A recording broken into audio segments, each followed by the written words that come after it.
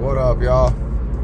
I've been making videos, but it's like I keep getting distracted, or like something will happen in traffic and I end up either not uploading the video, or it just doesn't, I don't like the way it turns out.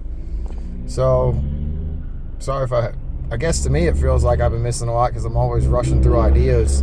But so I posted something on my Facebook yesterday, and to be honest, I've been wanting to go over it and show some some competitive fighters, but it ain't worked out, so people just have to figure it out on their own. But in watching this sport of MMA, and I noticed it years ago, I just didn't dwell on it, and I've been dwelling on it the last couple months because I started seeing it it's just like when you really look for it, it's there all the time, and now it's got me wondering intention. So in MMA, we're not, at least in the versions that we all know, I don't know if there's a version that allows it. Like in one championship, I believe it is also illegal to strike the back of the head. Now, something that really brought this to light earlier this year was when Eddie Alvarez, I believe he got disqualified, didn't he? For taking shots to the back of the head. Or maybe it was done to Eddie, I can't remember. But anytime I think back of the head, I think back, Ken Shamrock was the coach of whoever the fighter was. I'm wanting to say it was Guy Metzger against Tito. I'm not positive. That was a weird thing where they reset the fight, and Tito basically won, if I remember right. But it was early on in the game, and then Tito got screwed. But I remember Ken talking to this ref, and he's talking about the back of the head, and you see him out, he runs his hand up and down the back of the head, of the ref's head, kind of showing where he's not allowed to hit. But if it's not illegal, well, the clear back of the head, like if you were to come up from the back of the neck and go up, that seems blatantly obvious. Although I see those strikes get landed all the time, especially as hammer fists. Think about if you're on bottom and someone's hammer fisting from the tops, from like top side, and they're up on their knees, and you turn your head this way, you're gonna get hit in the back of the head like that, like it's gonna swing down.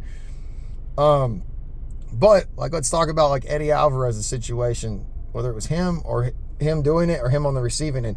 Anyways, the argument made was the guy said I was hitting his ear as long as I'm touching. And when talking with a competitive fighter about it, they were saying like, well, if you're touching the ear, it's considered okay. Well, that's a bunch of shit, because I can touch the ear and go around the back of my fucking head. Like, that's fucking stupid. So, all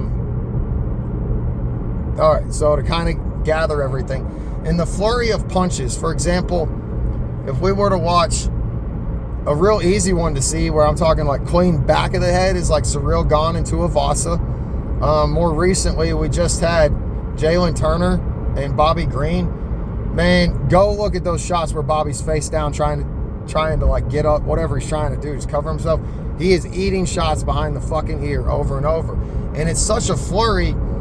I'm not trying to put anyone at fault. I'm not trying to say a fighter did it dirty or whatever, but I will say we cannot tell intention. And I guarantee you, John Jones, watching his stuff, I'm telling you, John Jones is intentionally targeting that area. I guess it's smart, but me being who I am, I'm like, if you're doing that cheap shit, you're a sucker. But like, man, champions are built out of cheaters all the fucking time. Like, motherfuckers getting on steroids thinking it's gonna change what they're doing, and it don't. Like, you gotta be willing to put in the actual work and grind and get better with your time. Sorry, getting off track.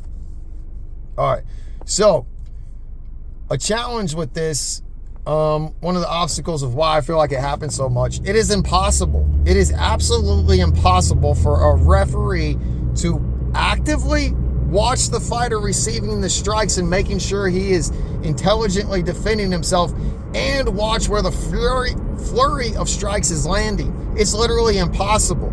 I have to replay these moments to see it, or I'm specifically focused on where the strikes are landing. I'm not really caring about how the guy's defending. I'm just watching where strikes are landing. I don't know the solution to this. This is a tricky thing. This is like, power slap is dumb. I don't like power slap. I turned it on once or twice. It seemed blatantly obvious that they are never going to get that figured out. Between this idea of clubbing, like you can't slap with this, but then I'll turn around and watch another fight and he's totally slapping with that. He's just kind of bending his fingers back, or he didn't bend his fingers back.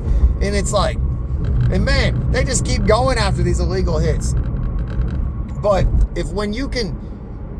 when we're literally sitting there throwing one strike and they can't identify it down that much, that kind of highlights what I'm talking about. Like, it just happens so fast, it's impossible to do, and the area is not defined enough.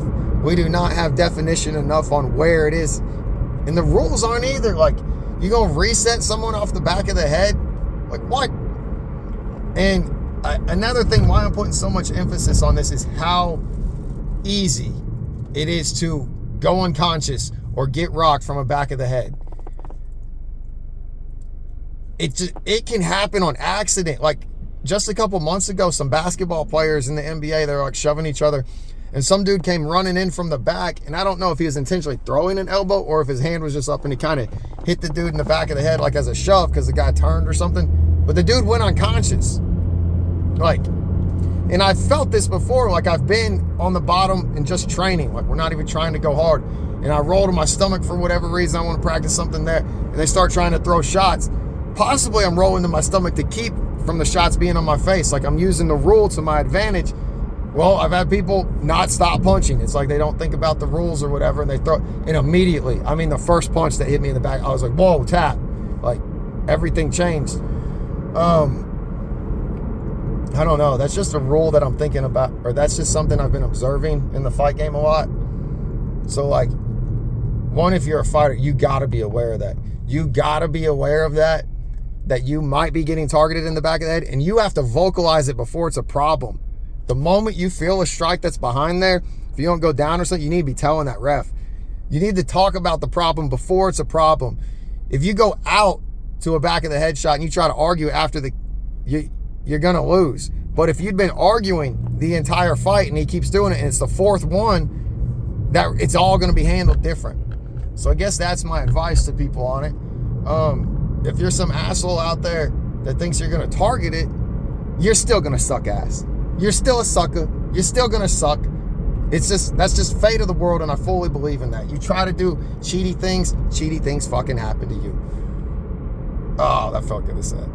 But, I don't know. It is what it is. That's my thoughts for the day. I hadn't gotten a video out this week. I got some new boxers coming today. Well, one today, and then one, I think Thursday. But, try to get back on my videos. Appreciate my 3 subscribers. I wish I knew who y'all were. I don't know how to view them. One day I'll figure that out. I really want to, like, give y'all something for Christmas. I don't know. But that's Concepts with Kimbler. Let's go snap into these Slim Jims. If there wasn't a stick and a corn dog, man, that'd just be an American burrito.